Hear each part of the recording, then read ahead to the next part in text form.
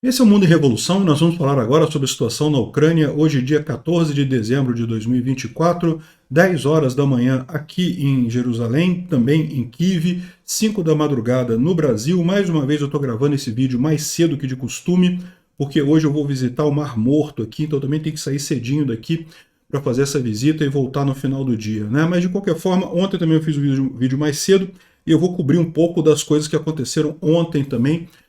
E, de fato, o que aconteceu ontem foi um grande bombardeio de mísseis e drones contra a infraestrutura energética ucraniana. Felizmente, a imensa maioria dos drones e mísseis foi derrubada pela defesa antiaérea ucraniana. Os danos, existiram danos à infraestrutura, mas já estão sendo normalizados. Em pouco tempo a situação deve voltar ao normal lá na Ucrânia.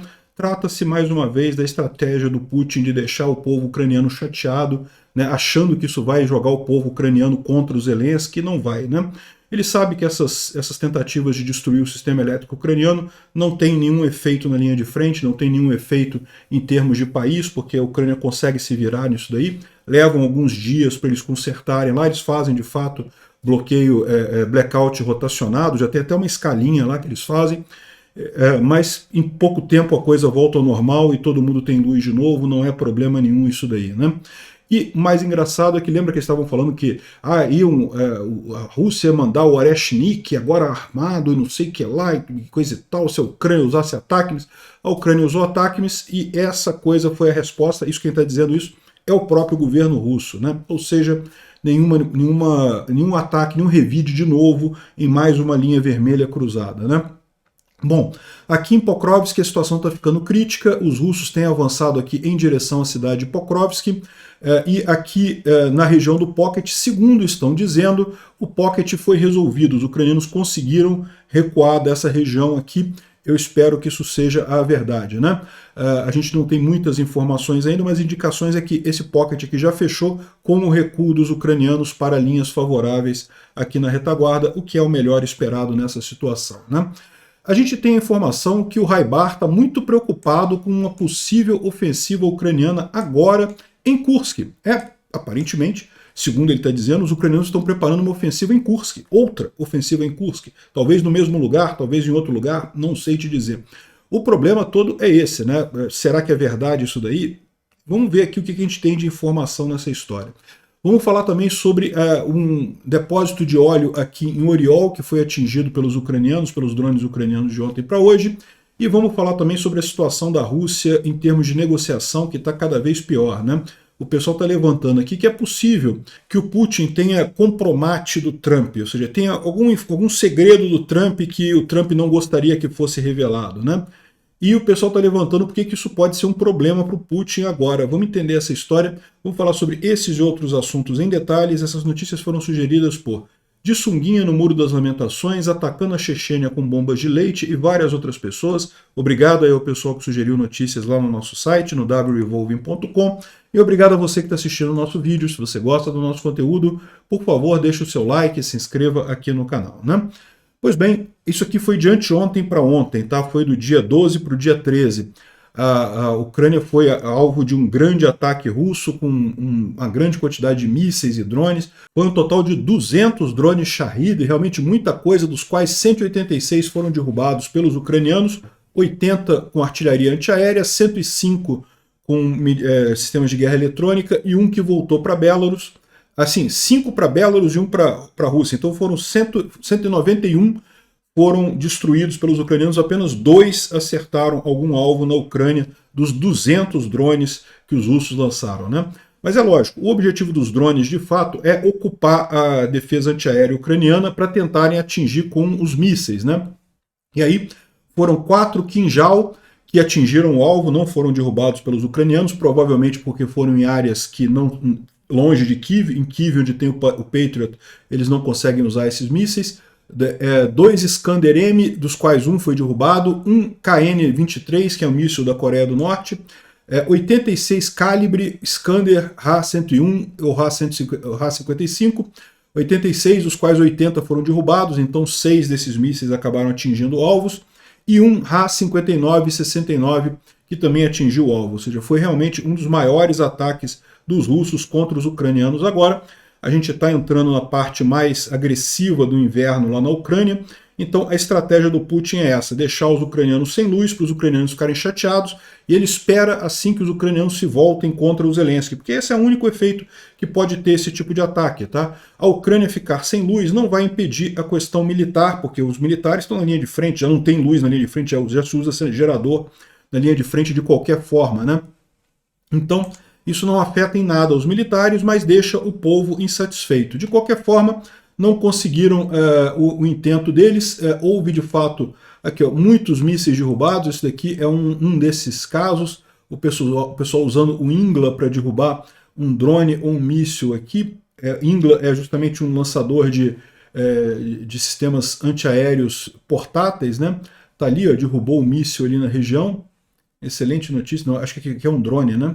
Parece que é um pedaço de um drone aqui que foi derrubado ali no oeste da Ucrânia, tá? Esse aqui é um outro vídeo, tá? É de certa forma parecido com o vídeo anterior, mas não é o mesmo vídeo não. Aqui eles usam metralhadora para tentar derrubar um drone e depois usam também um Ingla, também um sistema antiaéreo portátil contra o drone. Olha lá, destruíram o drone.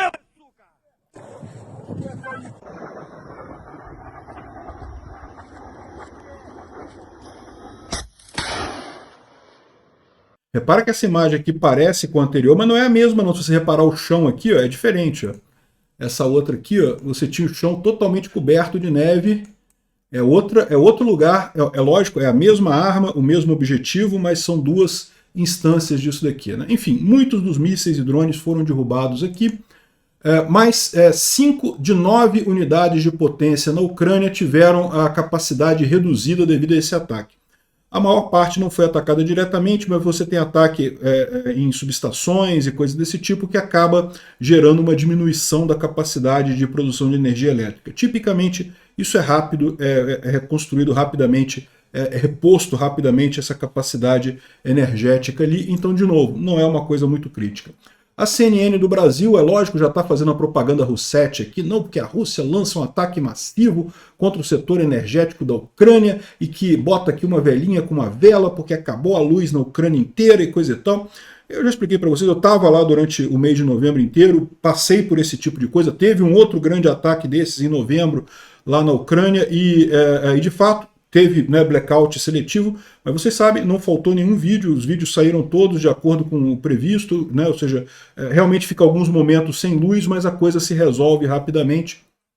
Os ucranianos já estão acostumados com isso. Né? E o Putin, a estratégia do Putin, que é deixar o povo ucraniano chateado com o próprio governo, com isso, não está funcionando. Ao contrário, o pessoal sabe que a culpa é do idiota do Putin mesmo ali, né? O Zelensky falou na televisão lá sobre isso aqui. A Rússia tentou novamente sobrecarregar nosso sistema de defesa antiaéreo, como eles sempre fazem nesses ataques massivos. Dessa vez, eles deliberadamente esperaram uma diminuição da temperatura. Houve uma diminuição muito forte da temperatura agora lá na Ucrânia. Estamos entrando lá na fase mais aguda do inverno, né, na fase mais fria do inverno. E daí eles tinham o objetivo de fazer a vida ainda mais difícil para o nosso povo. O ataque coincide com um cold snap, né, uma onda fria lá na Ucrânia. Um ato deliberado, frio, de terror contra nossas pessoas, eu não sei o que lá. E no final das contas ele fala que vai tudo voltar ao normal, que estão em blackout rotativo, mas que vai voltar ao normal. Enfim, nada demais isso daqui. Né? Agora, o curioso é isso. No dia 11 de dezembro, a Ucrânia lançou um ataque com 6 ataques que destruíram um campo militar próximo a Taganrog. A gente falou sobre isso já, né? Em resposta, a Rússia fez esse ataque de precisão em infraestrutura crítica de energia. Então, repara como é que o próprio ministro russo da Defesa diz que ele está cometendo um crime de guerra, né? Porque o ataque ucraniano foi contra uma instalação militar. Então, é um ataque legítimo. Em troca, a Rússia está atingindo instalações civis ucranianas, geração de energia elétrica, coisas que podem prejudicar o povo ucraniano e que não tem nenhuma relevância militar no final das contas. Então, o próprio ministro da Defesa russo está confessando aqui o absurdo que eles fazem. Né? E, aliás, a CNN fala aqui, ó, que diz ministro, é o ministro russo, tá? É o ministro russo que diz isso aqui. A CNN está cotando o ministro russo, não a realidade em campo, né? Agora eles já mudaram a coisa, falaram que vão mandar o Oreshnik no final de semana, nesse final de semana agora, né? Hoje é sábado, amanhã é domingo, ou seja, era para ser em resposta a Taganrog, já não é resposta a Taganrog, mas vão fazer agora no final de semana. Não interessa, se fizerem também não vai fazer diferença, esse míssil no final das contas não levou a nenhum problema lá em Dnipro, não vai ser o segundo míssil que vai fazer diferença, né? Bom, a gente tem a imagem aqui ó, daquele ataque que aconteceu em Zaporizhia no dia 10 de dezembro, a gente falou sobre isso aqui, 11 civis morreram, aqui um local totalmente civil, não tem nada de militar aqui, e agora o que a gente tem agora é a imagem do que aconteceu, né? Não teve, a gente já sabe que teve o acontecido ali, aqui ó, foi mais ali atrás, atingiu a região ali, grande explosão, um monte de mortos, uma área totalmente civil, sem nenhuma justificativa isso daí. Realmente um absurdo esse ataque lá do dia 10 em Zaporizhia, né? Em Oriol, a Ucrânia atingiu um depósito de óleo ali na região. Olha só que bacana isso daqui, as imagens muito bonitas aqui do fogo pegando ali no depósito de óleo ali em Oriol. Parece que o estrago foi muito grande, a coisa está pegando fogo ali com muita intensidade nesse depósito de óleo ali, né? E tem outras imagens também disso daqui, do fogo pegando ali em Oriol, mas não tem nada que acrescente demais aqui, né? Ou seja, está realmente pegando fogo aqui nesse depósito de óleo em Oriol. Isso aqui já foi a imagem que a gente viu, tem outras imagens aqui, mas é isso daí. Os ucranianos atingiram mais um depósito de óleo lá na Rússia, né? Bom, falando sobre a linha de frente, né? Tem aqui algumas explosões feitas aqui pelos ucranianos destruindo tanques russos, e o pessoal mostrando realmente que a diferença entre os tanques da OTAN e com armas que realmente são muito melhores que as armas da era soviética, né?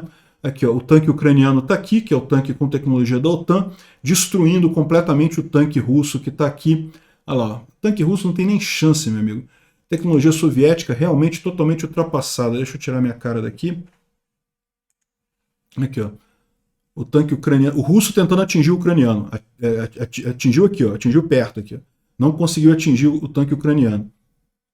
De novo, tentou atingir o ucraniano, não conseguiu. O projétil russo atingiu, errou ali. Agora vai o ucraniano atingir lá e atinge de cara. Olha lá, de novo erraram o tanque ucraniano. 3 tanques russos tentando atingir o ucraniano não conseguem, os ucranianos destruíram completamente os tanques russos, né? Então realmente uma diferença de qualidade muito grande isso daqui.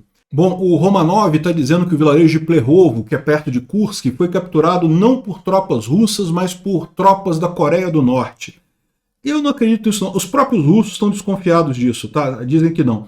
Isso aqui é uma jogada de marketing, né, de propaganda, para tentar animar os norte-coreanos. Por quê? Porque os norte-coreanos estão morrendo em grande número, até o Kim Jong-un reclamou com o Putin que está recebendo um monte de corpo de soldado morto e coisa e tal. E aí, para dar uma animada, né, estão dizendo que não, que eles tomaram o vilarejo de Plehovo, mas eu não acredito nisso não, tá? De qualquer forma, estão dizendo que foi isso, tá? Ali na direção de Pokrovsk, a gente teve uma piora da situação, os russos avançaram mais um pouco aqui em direção a Pokrovsk, no vilarejo de Shevchenko. Repara que não é tão ruim quanto está aqui nessa imagem aqui, ó. Nessa imagem aqui, Shevchenko já está totalmente tomado, mas eu já expliquei para vocês que esse mapa aqui, ele exagera mesmo na ocupação russa. De qualquer forma, houve sim uma piora na situação ali. Os russos chegaram a Shevchenko. E a outra informação que a gente tem também é que foi fechado o pocket aqui, nessa região aqui de Ranivka, Romanivka, essa região aqui que está esse pocket aqui, ó. Que era arriscado para os ucranianos esse pocket aqui, né? Mas os ucranianos já conseguiram sair daqui e já teria sido fechado esse pocket aqui, os ucranianos já recuaram dessa posição, né? Então a gente tá. Isso é uma boa notícia, tá, gente? No final das contas, a gente sabia que não tinha como manter isso daqui, isso faz parte da estratégia ucraniana, eles não vão segurar as cidades, não é essa a ideia, os ucranianos estão preparando para fazer alguma ação mais significativa. E pode ser isso daqui, tá? Olha só, o Raibar está dizendo, esse aqui é o David D dizendo que o Raibar está dizendo que o ataque ucraniano está chegando, está vindo. Muito estranho isso, né? Eles falam, volta e meia, eles falaram que ia ter um ataque ucraniano em outubro, que ia ter uma contraofensiva ucraniana. Eu acho que a contraofensiva ucraniana vai ser em 2025. Não vai ser por agora não, mas ele está dizendo aqui, eu vou passar para vocês, depois vocês ficam sabendo aí. Olha só, está a preparação das forças ucranianas para a ofensiva na direção de Kursk e Belgorod. Então o que ele está dizendo aqui, e tem mapinha, esse aqui é um mapinha do próprio Raibar, dizendo que ó, os ucranianos vão atacar aqui, ó, Kursk, Belgorod e Briansk, e também aqui por Zaporizhia, pela direção de Kherson aqui, ó, pelo sul e pelo norte aqui, para fechar as tropas russas aqui na região de Donetsk, fazer um grande gancho aqui. Isso é ambicioso demais, tá? Eu não acho que vai rolar isso não, mas enfim, vamos ver o que vai acontecer. Eu não tenho dúvida que os ucranianos estão preparando alguma coisa, eles estão enfraquecendo as linhas de frente justamente para preparar uma grande ofensiva. A ideia de deixar os russos avançarem, coisa e tal, é lógico, é desgastar os russos, é matar muito russo, é matar muito equipamento, para em determinado momento fazer uma contraofensiva que vai fazer muito mais diferença. E pode ser mesmo aqui em Kursk e Briansk e Belgorod, por mais que agora o pessoal já esteja um pouco mais esperto, certamente tem menos defesas aqui do que tem aqui na região da Ucrânia ocupada, né? Então é uma possibilidade sim que os ucranianos façam um ataque aqui. Vai ser agora? Eu não sei. Aqui, ó. Nas últimas semanas a gente tem constantemente dito que existe muita conversa sobre negociações chegando, sobre problemas nos rankings do inimigo, no caso dos ucranianos, sobre o Ocidente estar cansado do conflito e querendo acabar com essa guerra de qualquer jeito. Porém, isso é apenas uma maneira de enganar a gente em antecipação à ofensiva ucraniana. Por que eu penso isso? Há algum tempo atrás, milhares de reforços inimigos, cerca de 13 mil pessoas, deveriam chegar na região de Sumy, especificamente em Shotska, mas o grupo simplesmente desapareceu. Não existem unidades grandes notadas na área. Isso sugere que eles estão em algum lugar da retaguarda, prontos para um ataque, né? Em novembro e dezembro, o número de tiros de várias armas transferidas para a Ucrânia aumentou em toda a Europa. Os Estados Unidos mandaram um monte de Bradleys via Romênia, os suecos mandaram também blindados também na Alemanha, enfim, um monte de novo equipamento chegou para a Ucrânia nesses últimos dias. E também não tem grandes ataques de mísseis ocidentais por um bom tempo. Teve um recentemente em Taganrog com 6 ataques, e na região de Kursk também teve 4 ou 6 ataques, mas é isso, ou seja, eles estão gastando muito pouco. Eles têm reservas que eles estão acumulando. Isso aqui é o russo falando que ele acha que os ucranianos vão fazer, ou seja, ele acha que os ucranianos têm uma reserva grande. Levando tudo isso em consideração, as forças armadas ucranianas estão preparando um ataque. E nós pensamos que a principal direção será ou Belgorod ou Kursk. Essas regiões têm sido atingidas por temperaturas muito frias, significando que o solo deve estar muito duro e conveniente para veículos armados se moverem por ali. Então, assim, é verdade isso daqui? Vai acontecer isso daqui? Eu acho que não. Eu acho que é verdade que a Ucrânia está preparando um ataque, sim, está chegando muita arma, a Ucrânia está preparando um ataque, mas eu acho que esse ataque vai ser em 2025. Pode ser que eu esteja errado, pode ser que o Raibar esteja certo aqui, né? E essa aqui é a figurinha que o Raibar colocou lá no Telegram dele, falando o que seria o ataque aqui por Belgorod, Kursk, não sei o que lá. Esse seria o objetivo ucraniano nesse grande ataque. Vamos ver o que vai acontecer. Seria divertidíssimo. O Instituto para Estudo da Guerra não traz nenhuma grande novidade aqui e fala sobre o ataque de mísseis e drones que teve ontem, mas a gente já falou sobre isso. Aqui, ó, complementando a notícia que a gente já deu ontem também, né? Um dos maiores sites de construção da Rússia parou de pagar os seus trabalhadores. Eles pararam ali na construção ali da ferrovia, da rodovia entre Kazan e Ekaterinburg. Eles estão em greve devido ao não pagamento de salários, né? Ou seja, situação econômica russa cada vez pior. Mas o pior mesmo da Rússia é a vergonha lá na Síria. Muita gente falando sobre isso. Aqui você está vendo os soldados do HTS, que são esses sentados na mureta aqui, mostrando a sola de sapato para os russos que estão indo embora, né? A sola de sapato é uma ofensa muito grande aqui no mundo árabe, né? Teoricamente a sola de sapato é sujo, não sei o que lá. Então você mostrar a sola de sapato para alguém é um insulto, né? E aí estão os russos indo embora aqui. Lembra que a gente falou que houve um acordo entre os russos e o HTS, provavelmente para permitir a saída das tropas russas. Então eles não vão destruir os russos ali, vão deixar eles irem embora, mas estão xingando os russos que estão indo embora de lá, né? Isso é realmente uma tragédia aqui. Moscou gastou 8 anos construindo sua influência na Síria e perdeu tudo em 72 horas. Foi um pouco mais do que isso, né? Foram alguns dias.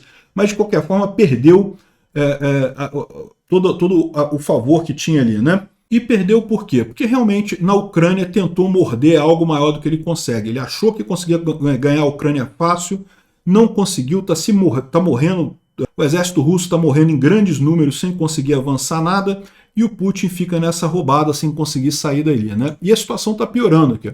Eles estão tirando os S-400 lá da base aérea de Khmeimim, ou seja, aparentemente eles não vão poder ficar mesmo lá na Síria. O acordo que tem só é para eles poderem tirar as coisas de lá sem os rebeldes atacarem, mas eles não vão poder ficar lá. E isso tem um lado ruim, que esses S-400 certamente serão usados na guerra da Ucrânia agora, né? Esse lado é o lado ruim da coisa. Agora, até a mídia lá da Rússia já está falando que não tem motivo para a gente ficar no Oriente Médio, que não sei o que lá, que a gente estava mesmo perdendo tempo na Síria, que foi bom a gente sair da Síria. Quando eles falam isso é porque realmente perderam a guerra. Vai ser a mesma coisa com a Ucrânia. Quando eles saírem da Ucrânia, os propagandistas russos vão falar, não, o que é? Ninguém se importa com a Ucrânia, a gente tentou salvar o povo de lá, mas o povo de lá já está perdido para o satanismo do Ocidente, não sei o que lá, então deixa eles para lá, vamos cuidar da Rússia aqui, deixa eles para lá, é bom sair da Ucrânia, daqui a pouco eles vão falar isso também. É típico isso em países assim, né? O Putin está parecendo cada vez mais fraco, justamente por conta dessa história da Síria, né, a ponto de dar medalha para o Kadyrov agora, está dando medalha para o Kadyrov. Eu vou te falar um negócio, cara. O Kadyrov queria sair de perto do Putin, aí o Putin chamou o Kadyrov, não, temos que tirar foto junto aqui, não sei o que lá. Nem o Kadyrov quer aparecer perto do Putin, meu amigo. Eu vou te falar uma coisa aqui. Ó.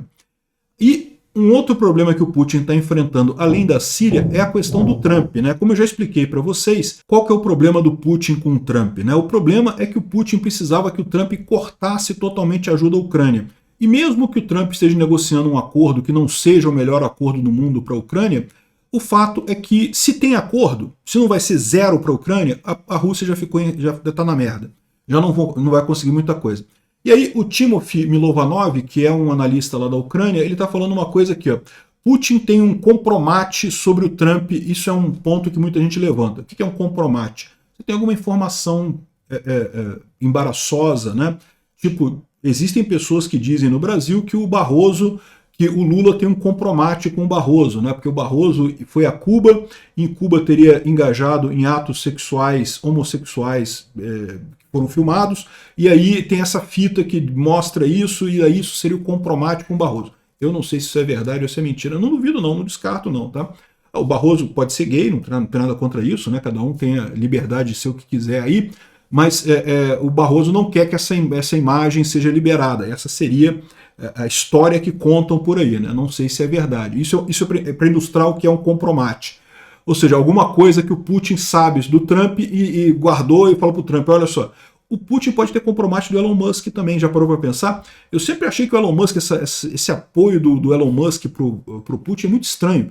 No início da guerra da Ucrânia, o Elon Musk ajudou muito a Ucrânia, né? Depois, a partir de outubro mais ou menos, ele virou de lado, passou a elogiar o Putin, não sei o que lá, a falar coisas de Rousseff. Pode ser que o Putin tenha algum compromate do Elon Musk, né? Você tem alguma informação comprometedora que se o Elon Musk mudar de lado, ou pode ser pelo dinheiro do Twitter, não sei, né?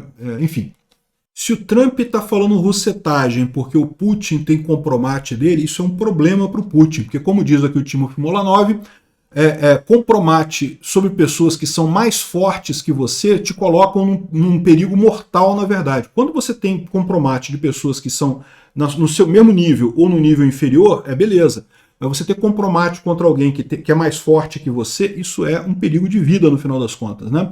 Matar o Putin é impossível, mas eles podem de fato criar uma luta tão grande contra ele. A melhor maneira, a melhor estratégia contra um compromate é justamente você desacreditar a fonte do compromate, ou seja, seria o Trump desacreditar o Putin, né? E aí, ou seja, quando o Putin lançar o compromate, soltar a informação, vai dizer que é falso porque o Putin queria mesmo brigar com o Trump e coisa e tal. Na vida real, o compromate é muito difícil de usar, apenas quando é parte de um grande sistema que você consegue usar isso daí, né? Então, esse tipo de coisa pode justificar por que o Trump estava obediente ao Putin até aqui, porque justamente, né, ele temia que o Putin lançasse o compromate contra ele durante as eleições. Agora que ele já está eleito, que ele já vai tomar posse no dia 20 de janeiro, ele ainda mantém esse papo porque ele não quer que o Putin fale um escândalo muito grande, né, para, sei lá, de repente tentarem anular a candidatura dele, alguma coisa assim. Mas em 20 de janeiro, quando ele tomar posse, a partir desse momento ele está livre do compromate. O Putin não pode fazer mais nada. Ah, pode lançar isso, pode diminuir a popularidade do Trump. É verdade. Só que o Trump não pode, de qualquer forma, se candidatar a um terceiro termo nas eleições americanas. Então é o último governo dele mesmo. Então, na verdade, o Putin pode estar nesse problema, nesse momento, né? E o Trump estaria em conversa, o Trump estaria conversando com a Casa Branca, com o Biden, com a Ucrânia e para terminar o fim da guerra com a Rússia. Repara, não está conversando com a Rússia, está conversando com a Casa Branca e com a Ucrânia para definir um fim da guerra com a Rússia. Enquanto o Trump prometeu terminar esse conflito, ele tem mantido sinais misturados, né? Às vezes eles falam que vai ajudar a Ucrânia, às vezes que não sei o que lá. Pode ser exatamente por conta do compromisso. Ele quer manter o Putin na incerteza, porque se, né, o Putin, se jogar o compromisso, pode matar o Trump. Mas se matar o Trump, aí o Putin também perde tudo. Não tem nenhuma outra alternativa para ele. Ele tem que ficar usando essa chantagem. E o Trump fica deixando ele nesse negócio, né? Vou ajudar a Ucrânia, não vou ajudar a Ucrânia. De vez em quando ele dá umas mensagens aí malucas e coisa e tal. Agora o Kellogg, que é o escolhido pelo Trump para mediar esse caso da Ucrânia com a Rússia, disse que a guerra na Ucrânia deve acabar em meses. Ou seja, não é no 20 de janeiro. O Trump tinha falado que 20 de janeiro ele não queria mais guerra. 20 de janeiro está quase aqui, né? Falta um mês mais ou menos. Um mês e pouquinho. Ele está falando que vai acabar em meses. Ótima coisa. Eu também acho que vai acabar em meses. Eu acho que a Rússia não aguenta 2025, a economia russa não aguenta mais, né? Enfim, o Zelensky vai se encontrar também com líderes da OTAN em Bruxelas na próxima semana. Isso é uma boa notícia. A gente não sabe se vai ter a questão do convite para a Ucrânia na OTAN nessa próxima eleição, nessa próxima reunião. Mas é uma coisa que a Ucrânia está tentando de fato. Essas negociações, em que ponto estão essas negociações, a gente não sabe, né? A gente sabe que o Putin está desesperado, isso a gente sabe. Aqui, ó. Outra coisa, a Ucrânia vai mandar, a Rússia parou de mandar trigo para a Síria, né? Porque perdeu a Síria, ficou chateada, parou de mandar trigo para a Síria. O governo ucraniano já prometeu que vai ajudar, vai vender trigo para a Síria para suprir a necessidade deles lá, né? Aqui, ó. A Ucrânia está pronta para continuar o suprimento de comida para a Síria, disse o ministro de Política Agrária da Ucrânia, né? Onde for necessário, nós precisamos estar lá com a nossa comida. Se a Síria precisa de suprimentos, eles estarão lá, né? E é muito bacana a Ucrânia fazer isso, porque a Ucrânia faz isso apesar do bloqueio imposto pela Rússia, né?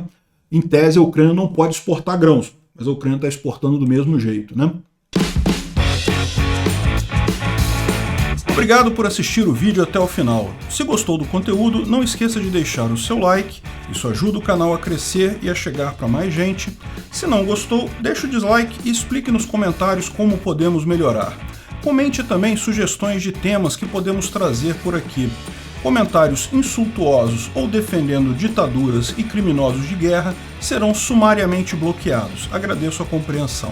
Se ainda não é inscrito no canal, considere se inscrever clicando no botão inscrever-se abaixo e marcando a campainha para todos os avisos. Se quiser ajudar o canal, veja no nosso site como você pode fazer isso.